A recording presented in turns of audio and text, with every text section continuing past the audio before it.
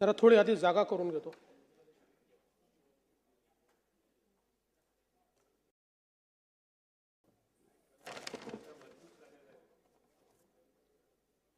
माननीय अध्यक्ष महोदय, माननीय राज्यपाल महोदयांच्या अभिभाषणावर जो धन्यवादाचा प्रस्ताव या ठिकाणी मांडण्यात आला त्यावर प्रस्तावक असलेले डॉक्टर संजय कुटे, अनुमोदन देणारे अर्जुनराव खोतकर, चेतनजी तुपे, त्याचप्रमाणे सन्माननीय भास्करराव जाधव, विजय वडेट्टीवारजी, डॉक्टर अतुल भोसलेजी, सुनील प्रभूजी, जयंतराव पाटीलजी, निलेश राणेजी, अमीन पटेलजी, शेखर निकमजी, विनय कोरेजी, श्रीमती नमिता मुंदडा, श्री दिलीप लांडे, श्री वरुण सरदेसाई, श्री चंद्रकांत नवघरे, श्री अभिजित पाटील, श्री नितीन राऊत, श्री अबू आझमी, श्रीमती मनीषा चौधरी, श्री उमेश यावलकर, श्री आनंद तिडके, श्री राजकुमार बडोले, श्री बापूसाहेब पठारे, श्री बाबासाहेब देशमुख, देवरावजी भोंगळे, श्रीमती मंजुळा गावित, श्री हिरामण खोसकर, त्याचप्रमाणे सर्वश्री महेश सावंत, श्रीमती स्नेहा दुबे, श्री आमशा पडवी, श्री संजय मेश्राम, श्री नारायण कुचे, श्री शिवाजी पाटील, श्री सिद्धार्थ खरात, श्रीमती सीमाताई हिरे, श्री विश्वजीत कदम, श्री चरणसिंह ठाकूर, श्री प्रवीण स्वामी, सिद्धार्थ शिरोळे, श्री हेमंत ओगले, श्री किसन वानखेडे, श्री रोहित पाटील, श्रीमती सुलभा गायकवाड, श्री मनोज जामसुतकर, श्री संजय उपाध्याय, श्रीमती ज्योतिताई गायकवाड, श्री देवेंद्र कोठे, श्री अनंत नर, श्री संजय देरकर, श्री गजानन लवटे आणि श्री बाबाजी काळे अशा एकूण 52 सन्माननीय सदस्यांनी या ठिकाणी त्यांचे विचार मांडले, काही सूचना देखील केल्या. त्याबद्दल या सर्व सदस्यांचे मी अतिशय मनापासून आभार मानतो. खरं म्हणजे माननीय अध्यक्ष महोदय, या संदर्भात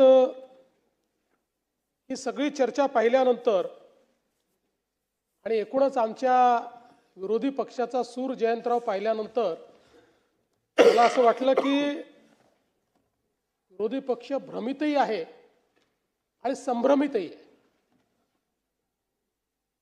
तर भ्रमित आणि संभ्रमित मधला फरक काय आहे तर इंग्रजीत सांगायचं झालं तर कन्फ्युज्डही आणि पझल्डही आहे.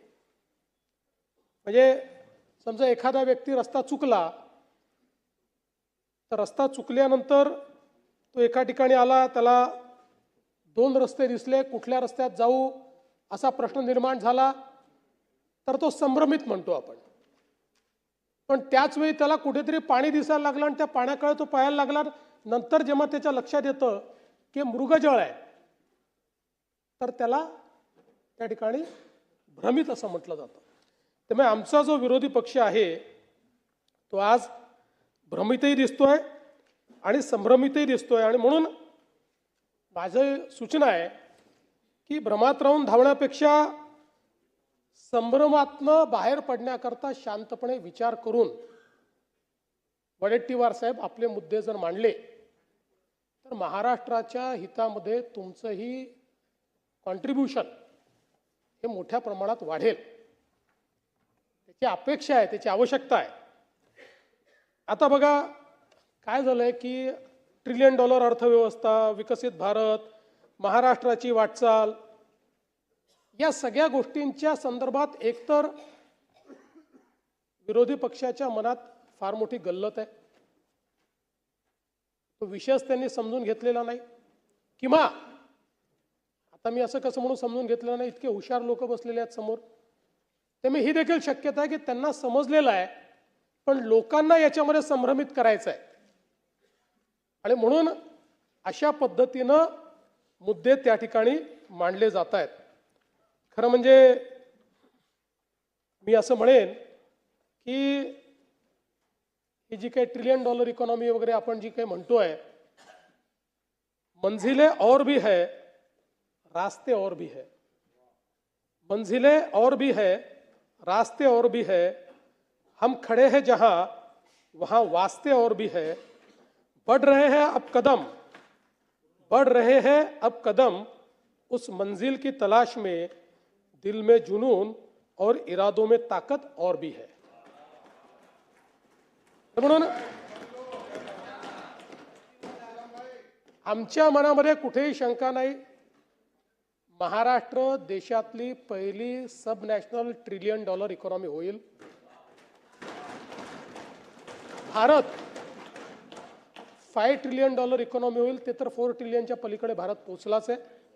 ते भारत पहिली 5 ट्रिलियन इकॉनॉमी होईल याबद्दल आमच्या मनामध्ये कुठलीही शंका नाही.